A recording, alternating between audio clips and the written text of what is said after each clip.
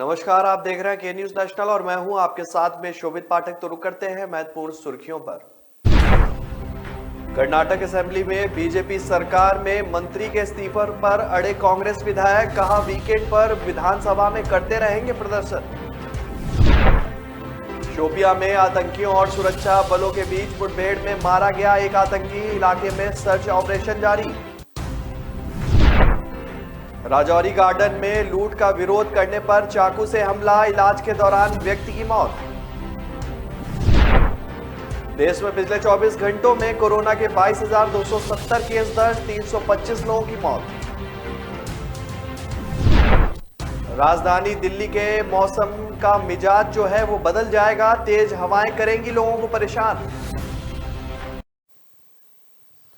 कर्नाटक के ग्रामीण विकास एवं पंचायती राज मंत्री के.एस. ईश्वरप्पा द्वारा राष्ट्रध्वज के संबंध में दिए गए कथित बयान को लेकर उन्हें बर्खास्त करने की मांग कर रहे कांग्रेस विधायकों के हंगामे के बाद राज्य विधानसभा की कार्रवाई सोमवार सुबह तक के लिए स्थगित कर दी गई, जिसके बाद कांग्रेस विधायकों ने कहा कि जब तक सदन की बैठक नहीं होती तब तक वे सदन में धरना जारी रखेंगे। दरअसल कांग्रेस द्वारा कर्नाटक के ग्रामीण विकास एवं पंचायती राज मंत्री को बर्खास्त करने की मांग के चलते कल ही सदन की कार्रवाई में करीब 2 घंटे का विलंब हुआ। सदन की कार्रवाई सुबह 10 बजे शुरू होनी थी, लेकिन प्रश्नकाल के शुरू होते ही कांग्रेस सदस्यों ने ईश्वरप्पा को बर्खास्त करने की मांग करते हुए नारेबाजी की। दरअसल ईश्वरप्पा ने पत्रकारों ने सवाल उनसे पूछा था कि क्या लाल किले पर कभी भगवा झंडा फहराया जा सकता है। इसके जवाब में उन्होंने कहा कि आज नहीं, भविष्य में किसी दिन। उनके इसी बयान के बाद कर्नाटक में बवाल मच गया। विधानसभा में कांग्रेस सदस्यों द्वारा इनका विरोध जो है वो दोनों सदनों में देखा गया, जिस वजह से गुरुवार को कर्नाटक विधानसभा और विधान परिषद में लगातार दूसरे दिन भी हंगामा जारी रहा। इसके बाद कांग्रेस सदस्यों ने ईश्वरप्पा को मंत्रिमंडल से बर्खास्त किए जाने के लिए अपना आंदोलन शुरू कर दिया है। गौरतलब है कि सदन की कार्रवाई दिन भर के लिए स्थगित होने के बाद भी कांग्रेस सदस्य वहीं रुके रहे। इसके बाद विधानसभा अध्यक्ष विश्वेश्वर हेगड़े और कागेरी और पूर्व मुख्यमंत्री बी.एस. येदियुरप्पा ने बाद में विधानसभा परिसर में नेता प्रतिपक्ष और कांग्रेस विधायक दल के नेता सिद्धारमैया से मुलाकात कर बातचीत की। हालांकि ईश्वरप्पा ने कहा है कि वह इस्तीफा नहीं देंगे। ईश्वरप्पा ने कहा है कि उनके किसी भी कारण से इस्तीफा देने का सवाल ही नहीं उठता है और वह एक देशभक्त हैं जो आपातकाल के दौरान जेल गए थे। उन्होंने कहा कि उन्हें विरोध करने दें, मैं नहीं हटूंगा। उन्होंने कांग्रेस की कर्नाटक इकाई के प्रमुख डी.के. शिवकुमार से इस्तीफा देने की मांग की और उन पर उनकी पार्टी पर विरोध प्रदर्शन के लिए राष्ट्रीय ध्वज का दुरुपयोग करने का आरोप भी लगाया। दक्षिण कश्मीर के शोपियां में शनिवार को सुरक्षा बलों और आतंकियों के साथ मुठभेड़ में एक आतंकी के मारे जाने की खबर मिली है। इलाके में सुरक्षा बलों द्वारा सर्च ऑपरेशन चलाया जा रहा है। शोपियां के जोनापुरा और चेरमार्ग इलाके में आतंकी पुलिस और सुरक्षा बलों के जवानों को मुंहतोड़ जवाब दे रहे हैं और कश्मीर जोन पुलिस के ने बताया है कि आज सुबह यह मुठभेड़ शोपियां के जैनापुरा और चेरमार्ग इलाके में तब शुरू हुई जब सुरक्षा बल इलाके में तलाशी अभियान कर रहे थे। इस दौरान वहां पर पहले से छिपे आतंकियों ने उन पर गोलीबारी शुरू कर दी। सुरक्षा बलों ने भी अपनी पोजीशन संभालते हुए उन पर जवाबी कार्रवाई शुरू कर दी, जिसमें एक आतंकी के मारे जाने की भी खबर है। हमें इस मामले में अभी सुरक्षा इकाइयों से और जानकारी का इंतजार है। गौरतलब है कि दक्षिण कश्मीर को काफी संवेदनशील इलाका माना जाता है। अक्सर यहाँ सुरक्षा बलों और आतंकियों के बीच मुठभेड़ के मामले जो हैं वो सामने आते रहते हैं। आपको बता दें कि फरवरी में पहले कुछ दिनों पहले भी एक वारदात हुई थी जिसमें कुछ आतंकी जो है वो मारे गए थे। राजधानी दिल्ली में दिल दहलाने वाली घटना सामने आई है, जिसे सुनकर अब आप दिल्ली में सैर करने के लिए जाने से पहले जो है जरूर सोचेंगे। दरअसल दिल्ली के राजौरी गार्डन थाना के जस्सा पार्क में गुरुवार को एक दंपति पर लूट के इरादे से एक शख्स ने चाकू से हमला कर दिया। इस घटना में घायल होने वाले व्यक्ति की पहचान रामकिशोर के नाम पर हुई है। उस पर आरोपी ने चाकू से वार किया था, जिससे वो बुरी तरह से घायल हो गया था। घायल होने के बाद स्थानीय लोगों ने उसे अस्पताल पहुंचाया, जहां इलाज के दौरान डॉक्टर्स ने उसे मृत घोषित कर दिया। मिली जानकारी के अनुसार पीड़ित रामकिशोर पत्नी नैना के साथ इस पार्क में सैर करने के लिए पहुंचा था, तभी एक अंधेरी जगह पर आरोपी ने चाकू दिखाकर 300 रुपए मांगे। विरोध करने पर हाथापाई के दौरान हमलावर ने चाकू से हमला किया और फरार हो गया। ये घटना दिल्ली की सुरक्षा व्यवस्था पर सवाल खड़े करने वाली है और इस पार्क में ना तो सही से लाइट लगाई गई है और ना ही कोई सुरक्षा के इंतजाम भी थे। कल हुई घटना के बावजूद आज यहाँ कोई पुलिस वाला नजर नहीं आया। इस पार्क के सामने एक पुलिस बूथ भी है जो नाम मात्र ही है। हालांकि पुलिस ने 24 घंटे में आरोपी को गिरफ्तार कर लिया है। आरोपी का नाम राज दसवो और वह असम का रहने वाला है। उसे गिरफ्तार तो कर लिया गया है, लेकिन इतनी लचीली सुरक्षा व्यवस्था पुलिस प्रणाली पर जो है सवाल जरूर खड़े कर रही है। पुलिस ने इस हत्या के केस को 24 घंटे में सुलझाकर अपनी पीठ थपथपा तो ली है, पर यह घटना राजधानी दिल्ली की सुरक्षा व्यवस्था पर सवाल खड़े करती है। पार्क के ठीक सामने पुलिस का बूथ है और पार्क में कोई लाइट की व्यवस्था तक नहीं है। कल हुई वारदात के बाद घटना स्थल पर कोई भी पुलिसकर्मी भी मौजूद नहीं दिखे। शायद यही वजह से अपराधियों के हौसले दिल्ली में बढ़ गए हैं। देश में जानलेवा कोरोना वायरस महामारी के मामले आज घट गए हैं। देश में पिछले 24 घंटे में कोरोना वायरस के 22,270 नए केस सामने आए हैं, जबकि 325 लोगों की इस दौरान मौत भी हुई है। कल 25,920 मामले दर्ज किए गए थे, यानी कल की तुलना में आज मामले घट रहे हैं। देश में पिछले दिन 66,298 लोग ठीक भी हुए हैं। केंद्रीय स्वास्थ्य मंत्रालय की ओर से जारी किए गए आंकड़ों के मुताबिक देश में अब एक्टिव मामलों की संख्या घटकर 2,53,739 हो गई है। वहीं इस महामारी से जान गंवाने वालों की संख्या बढ़कर 5,11,230 हो गई है। आंकड़ों के मुताबिक अभी तक 4,20,37,536 लोग संक्रमण से मुक्त भी हो चुके हैं। दिल्ली में शुक्रवार को कोरोना वायरस संक्रमण के 607 नए मामले सामने आने के बाद संक्रमितों की कुल संख्या 18,54,774 हो गई है। इसके अलावा 4 मरीजों की मौत के साथ ही मृतकों की संख्या अब 26,095 पर पहुंच गई है। राजधानी के स्वास्थ्य विभाग के द्वारा जारी आंकड़ों में जानकारी दी गई है। स्वास्थ्य की दिल्ली में संक्रमण की दर गिरकर 1.22% रह गई है। बुलेटिन के अनुसार एक दिन पहले 49,928 सैंपल की कोविड-19 जांच की गई। दिल्ली में बृहस्पतिवार को संक्रमण के 739 मामले सामने आए थे और संक्रमण दर 1.48% रही। राष्ट्रव्यापी टीकाकरण मुहिम के तहत अभी तक कोरोना वायरस रोधी टीकों की करीब 175 करोड़ से खुराक जो है वो ज्यादा दी जा चुकी है। कल 36,28,558 डोज दिए गए थे, जिसके बाद अब तक वैक्सीनेशन जो है वो 175,03,86,834 जो लोगों को है वो मिल चुका है। दिल्ली एनसीआर में एक बार फिर मौसम का मिजाज बदल जाएगा। मौसम विभाग ने अनुमान लगाया है कि दिल्ली में आज से लेकर 2 दिनों तक तेज हवाएं चलेंगी। वैसे पिछले कुछ दिनों से तेज धूप निकलने से राजधानी की सर्दी काफी कम हो गई है। न्यूनतम तापमान में लगातार सुधार हो रहा है। मौसम विभाग के अनुसार आज का न्यूनतम तापमान 11 डिग्री सेल्सियस और अधिकतम तापमान 28 डिग्री सेल्सियस तक रह सकता है। इसके साथ ही आज और कल दिल्ली एनसीआर में 20 से 30 किलोमीटर की रफ्तार से तेज हवाएं चलेंगी। हालांकि दोपहर की तेज धूप से लोगों को राहत जरूर मिलेगी ठंड से। और इसके साथ ही मौसम विभाग ने आने वाले कुछ दिनों में जो है मौसम में परिवर्तन के भी आदेश दिए हैं। कुछ दिनों में मौसम विभाग के अनुसार बारिश भी हो सकती है। इसके बाद 21 फरवरी को न्यूनतम तापमान 10 डिग्री और अधिकतम तापमान 27 डिग्री सेल्सियस रहने के आसार है। वहीं 22 फरवरी की बात करें तो इस दिन न्यूनतम तापमान फिर 11 डिग्री सेल्सियस रह सकता है और अधिकतम तापमान 27 डिग्री सेल्सियस रह सकता है। हालांकि इस बीच तेज हवाएं लोगों को परेशान करती रहेंगी। हवाओं की रफ्तार लगभग 10 से 20 किलोमीटर प्रति घंटा चलने के भी आसार है। तो ब्रेक पर जाने से पहले रुक करते हैं महत्वपूर्ण सुर्खियों पर। कर्नाटक असेंबली में बीजेपी सरकार में मंत्री के इस्तीफे पर अड़े कांग्रेस विधायक, कहा वीकेंड पर विधानसभा में करते रहेंगे प्रदर्शन। शोपियां में आतंकियों और सुरक्षा बलों के बीच मुठभेड़ में मारा गया एक आतंकी, इलाके में सर्च ऑपरेशन जारी। राजौरी गार्डन में लूट का विरोध करने पर चाकू से हमला, इलाज के दौरान व्यक्ति की मौत। देश में पिछले 24 घंटों में कोरोना के 22,270 केस दर्ज, 325 लोगों की मौत। राजधानी दिल्ली के मौसम का मिजाज जो है वो बदल जाएगा, तेज हवाएं करेंगी लोगों को परेशान। न ऐश का न द्वेष का, यह दंगल है देश का।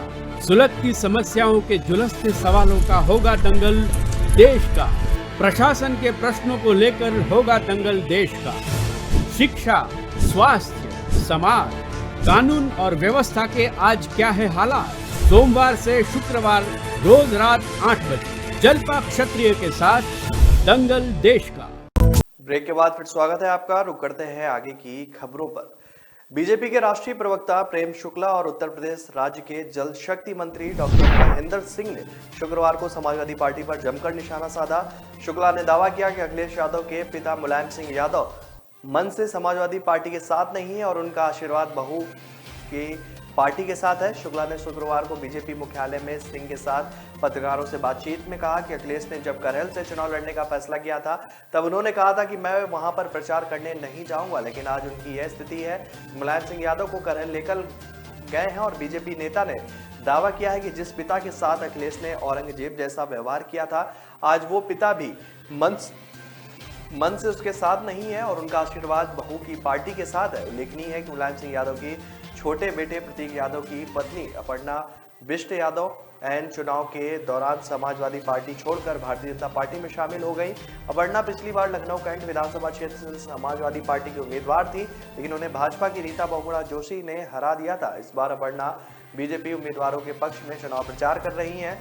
डॉक्टर महेंद्र सिंह ने कहा है कि पिछले 2 चरणों में हुए चुनाव ने ही भारतीय जनता पार्टी की जीत सुनिश्चित कर दी है और राज्य में भाजपा की लहर है। यह दिख रहा है कि पार्टी एक बार फिर सरकार बनाने जा रही है। भारत और वेस्टइंडीज के बीच T20 सीरीज की आखिरी मैच में विराट कोहली नहीं खेलेंगे। बीसीसीआई ने उन्हें बायो बबल से 10 दिन का ब्रेक दिया है। विराट के साथ विकेटकीपर बल्लेबाज ऋषभ पंत को भी 10 दिन का आराम दिया गया है। ये दोनों खिलाड़ी श्रीलंका के खिलाफ टेस्ट सीरीज से पहले भारतीय टीम के साथ जुड़ेंगे। विराट भारत के अफ्रीका दौरे से लगातार क्रिकेट खेल रहे हैं। नवंबर के महीने में दक्षिण अफ्रीका के खिलाफ 2 टेस्ट के बाद वे 3 वनडे सीरीज में भी जो है वो हिस्सा थे। इसके बाद वेस्टइंडीज के खिलाफ 3 वनडे और 2 T20 मैच में विराट टीम जो है इंडिया में शामिल रहे। पिछले 2.5 महीने में कोहली कुल मिलाकर 2 टेस्ट, 6 वनडे और 2 T20 मैच खेल चुके हैं और इसके बाद बीसीसीआई ने उन्हें आराम देने का फैसला किया है। विराट के बाहर जाने पर श्रेयस अय्यर को तीसरे T20 मैच में मौका मिल सकता है। वहीं पंत ने पिछले 2.5 महीने में 3 टेस्ट, 6 वनडे और 2 T20 मैच खेले हैं। दूसरे T20 मैच में इन दोनों खिलाड़ियों ने अर्धशतक लगाया था। इन दोनों के जाने से भारत की बल्लेबाजी कमजोर हो सकती है।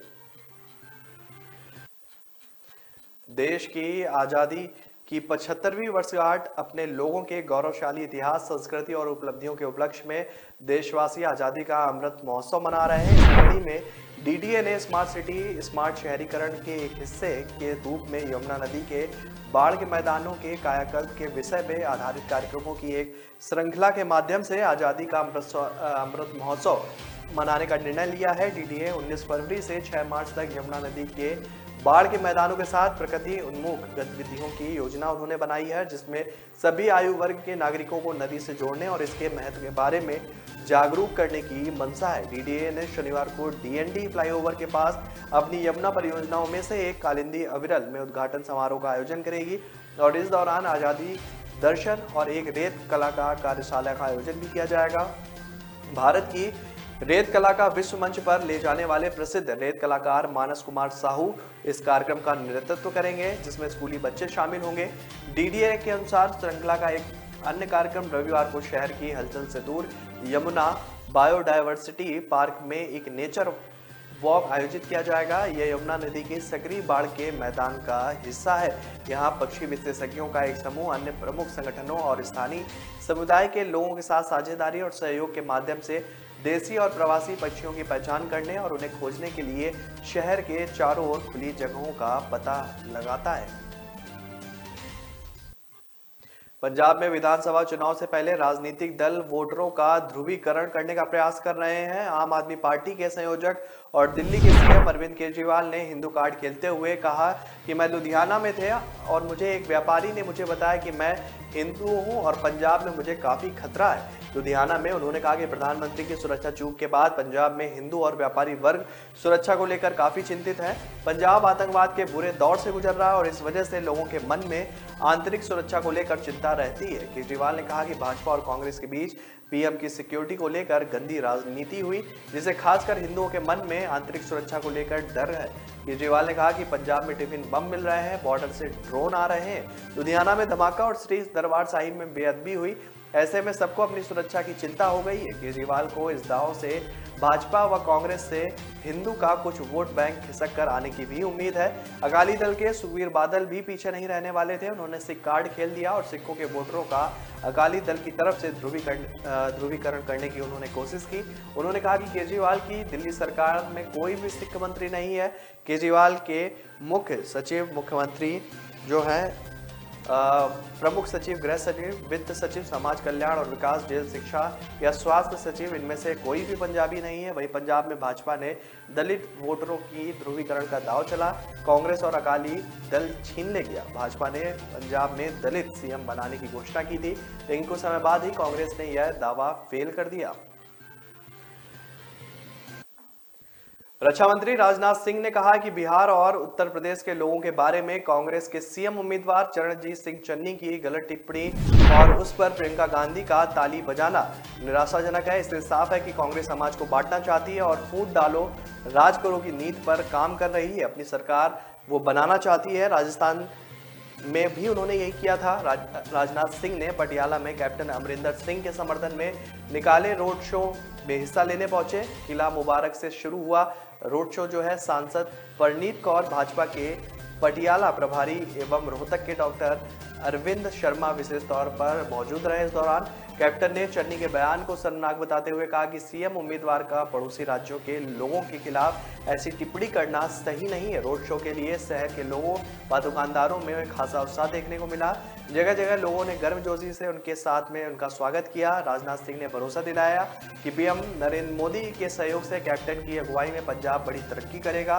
कांग्रेस देश के लिए जो है वो अब विफल हो चुका है। ये कारण है कि कैप्टन जैसे कद वाले नेता जो है कांग्रेस छोड़कर भाजपा के साथ आ गए। कैप्टन ने कहा कि पटियाला के लोगों की ओर से जो उनके प्रति प्रेम दिखाया गया है वह उन्हें काफी भावुक है। उसको लेकर पटियाला के लोग हमेशा उनके दिल में एक विशेष स्थान रखते हैं, क्योंकि वह सारे उनके अपने ही परिवार का हिस्सा है। राजपुरा में शुक्रवार को बीजेपी प्रत्याशी जगदीश जग्गा के समर्थन में जब रोड शो में प्रसिद्ध एक्टर हाबी धालीवाल पहुंचे तो लोगों की भीड़ उमड़ गई। आलम यह रहा कि घंटों तक शहर के कई मार्गों पर जाम की स्थिति बनी रही। तो ब्रेक पर जाने से पहले रुक करते हैं महत्वपूर्ण सुर्खियों पर। कर्नाटक असेंबली में बीजेपी सरकार में मंत्री के इस्तीफे पर अड़े कांग्रेस विधायक, कहा वीकेंड पर विधानसभा में करते रहेंगे प्रदर्शन। शोपिया में आतंकियों और सुरक्षा बलों के बीच मुठभेड़ में मारा गया एक आतंकी, इलाके में सर्च ऑपरेशन जारी। राजौरी गार्डन में लूट का विरोध करने पर चाकू से हमला, इलाज के दौरान व्यक्ति की मौत। देश में पिछले 24 घंटों में कोरोना के 22,270 केस दर्ज, 325 लोगों की मौत। राजधानी दिल्ली के मौसम का मिजाज जो है वो बदल जाएगा, तेज हवाएं करेंगी लोगों को परेशान। न ऐश का न द्वेष का, यह दंगल है देश का। सुलगती समस्याओं के जुलसते सवालों का होगा दंगल देश का। प्रशासन के प्रश्नों को लेकर होगा दंगल देश का। शिक्षा, स्वास्थ्य, समाज, कानून और व्यवस्था के आज क्या है हालात। सोमवार से शुक्रवार रोज रात 8 बजे जलपा क्षत्रिय के साथ दंगल देश का। ब्रेक के बाद फिर स्वागत है आपका। रुक करते हैं आगे की खबरों पर। प्रचार के आखिरी दिन विधानसभा हल्का दाखा और रायकोट में आपके मुख्यमंत्री चेहरा भगवंत मान के रोड शो में जनता का हुजूम उमड़ पड़ा। हालांकि अपने निर्वाचन क्षेत्र दूरी पहुंचने की जल्दी में भगवंत मान दोनों विधानसभा क्षेत्रों में 5 मिनट से अधिक संबोधन नहीं कर सके, लेकिन उनके रोड शो में उमड़े जनसैलाब ने पार्टी कार्यकर्ताओं में जोश भरने का काम किया। उन्होंने अपने भाषण में कहा कि जनता उनके हाथ में हरा पेन देने की ताकत दे, बाकी सब कुछ उन पर छोड़ दे। दाखा में आम आदमी पार्टी के कार्यालय में उमड़ी भीड़ ने भगवंत मान का गर्मजोशी से स्वागत किया। उनके स्वागत में लोग फिरोजपुर रोड के दोनों ओर ट्रैक्टरों, बसों की छतों और कारों पर सवार थे और भारी संख्या में युवा पार्टी कार्यालय पर ढोल की थाप पर जोश भरने वाले गीत गा रहे थे। जगरांव के लिए रवाना होने से पहले उनका विशाल काफिला जो है वो मुल्लापुर में कुछ देर रुका। उन्होंने संबोधन की शुरुआत में कहा कि 2017 में भी आप प्रत्याशी एच.एस. फूलका को दाखा में मतदाताओं ने भारी जनादेश से जीत दिलाई थी, लेकिन उन्होंने इस्तीफा दे दिया। उन्होंने इसके लिए माफी मांगी और आश्वासन दिया कि इस बार उनका समर्थन बेकार नहीं जाएगा। 2017 विच तुसी पार्टी नु भारी मत नाल जिताया। उन्होंने पंजाबी भाषा में लोगों को संबोधित किया। उन्होंने कहा कि रायकोट में पार्टी प्रत्याशी हाकम सिंह ठेकेदार के प्रचार के लिए दाना मंडी में रखी रैली को समय की कमी के चलते रद्द कर दिया गया। भगवंत मान ने रोड शो कर हाकम सिंह ठेकेदार के लिए भी वोट की अपील की। आगामी वित्त वर्ष में दिल्ली सरकार आर्थिक तरक्की व रोजगार देने वाले रोड मैप पर चलेगी। युवाओं व व्यापारियों से मिले सुझाव को सरकार बजट में शामिल करेगी ताकि दिल्ली में बेहतर आर्थिक तरक्की संभव हो सके। 2022-23 के लिए दिल्ली की जनता से मांगे गए सुझावों में भी सबसे अधिक भागीदारी व्यापारी व युवा वर्ग की है। साथ ही कई लोगों ने उत्साह के साथ भाग भी लिया। दिल्ली सरकार को जन भागीदारी बजट के लिए मिलने वाले सुझावों में दिल्ली के युवा व्यापारियों, उद्योगपतियों, एंटरप्रेन्योर्स ने सुझाव दिए हैं कि दिल्ली की आर्थिक तरक्की और नए रोजगार के सृजन के लिए क्या क्या किया जा सकता है। दिल्ली सरकार इन सभी सुझावों का अध्ययन करवा रही है, इसे अपनी नीति में शामिल करेगी। दिल्ली के उप मुख्यमंत्री व वित्त मंत्री मनीष सिसोदिया ने कहा कि नोटबंदी, कोरोना महामारी के कारण दिल्ली की अर्थव्यवस्था धीमी हो गई है। लंबे समय तक लॉकडाउन रहने के कारण व्यापार बेपटरी हो चुका है, जिसे दोबारा पटरी पर लाने के लिए दिल्ली को अर्थव्यवस्था को मंदी से उबारने के लिए दिल्ली की जनता से आगामी बजट के लिए सुझाव भी मांगे गए हैं। व्यापार उद्योग को कैसे आगे बढ़ाया जाए,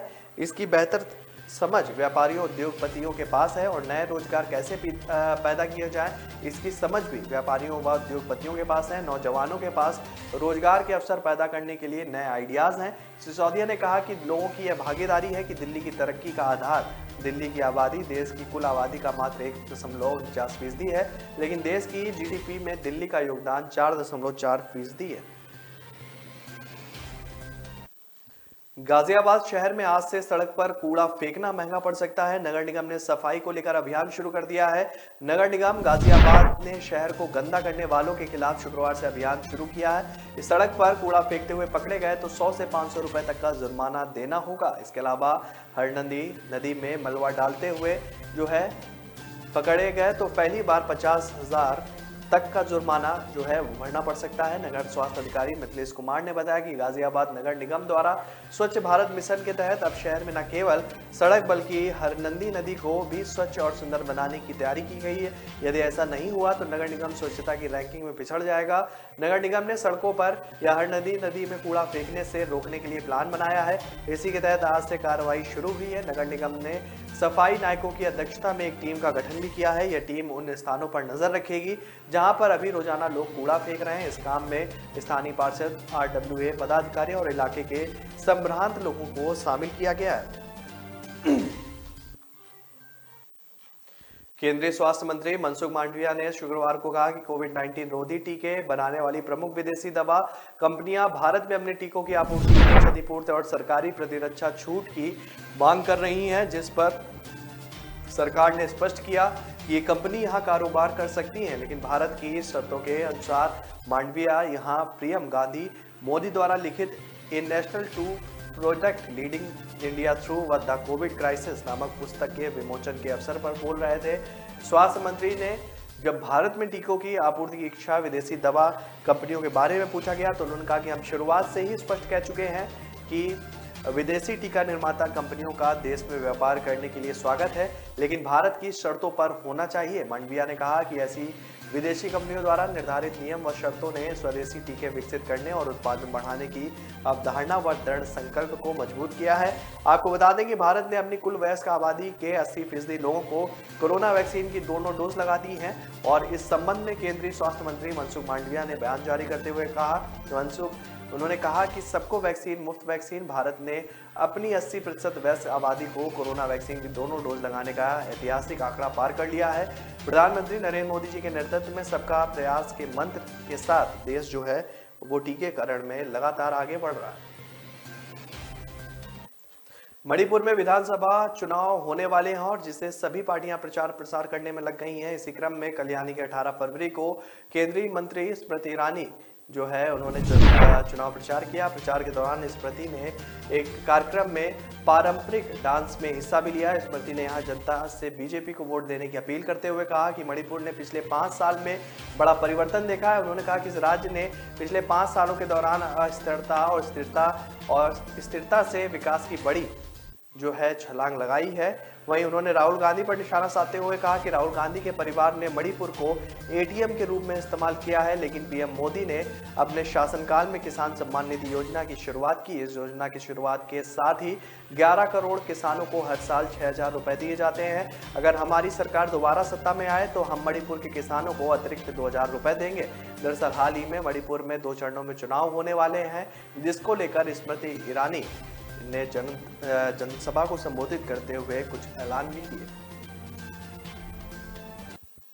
तो फिलहाल इस बुलेटिन में मेरे साथ इतना ही। आगे की खबरों के लिए बने रहिए के न्यूज नेशनल के साथ। तब तक के लिए नमस्कार। कर्नाटक असेंबली में बीजेपी सरकार में मंत्री के इस्तीफे पर अड़े कांग्रेस विधायक, कहा वीकेंड पर विधानसभा में करते रहेंगे प्रदर्शन। शोपियां में आतंकियों और सुरक्षा बलों के बीच मुठभेड़ में मारा गया एक आतंकी, इलाके में सर्च ऑपरेशन जारी। राजौरी गार्डन में लूट का विरोध करने पर चाकू से हमला, इलाज के दौरान व्यक्ति की मौत। देश में पिछले 24 घंटों में कोरोना के 22,270 केस दर्ज, 325 लोगों की मौत। राजधानी दिल्ली के मौसम का मिजाज जो है वो बदल जाएगा, तेज हवाएं करेंगी लोगों को परेशान।